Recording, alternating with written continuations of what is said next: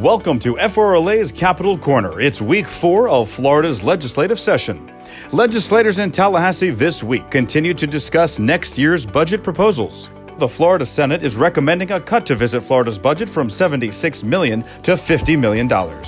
Tourism is the #1 economic driver in our state. In order to continue seeing record revenue numbers and creating jobs, Florida must continue to invest in marketing efforts. The short-term rental issue was heavily debated in the Senate Community Affairs Committee this week. Senator Simmons and Senator Stubbe presented each of their bills addressing this issue. At the end of the meeting, Senate Bill 1400 and Senate Bill 1640 were essentially combined to form a committee bill. However, critical components in a Senator Simmons bill that would provide local governments with the ability to protect consumers through compliance of fire codes and building inspections was not included.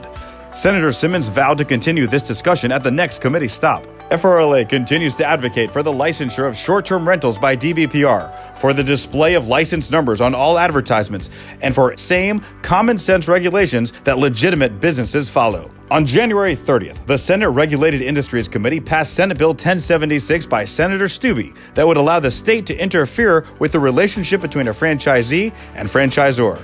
FRLA members joined the International Franchise Association to testify in committee on the negative impacts of this legislation.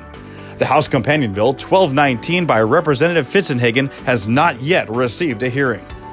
Also this week, House Bill 167 by Representative Spano that would allow human trafficking victims to hold a hotel property liable as a facilitator was temporarily postponed.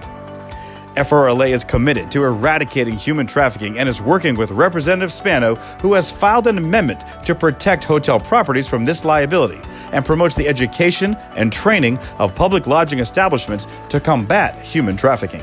House Bill 585, the Tourist Development Tax Expansion Bill, passed its final committee in the House.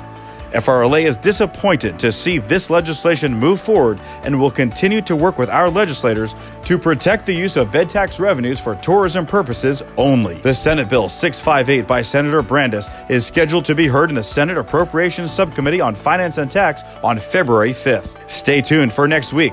Thank you for watching Capital Corner with the Florida Restaurant and Lodging Association.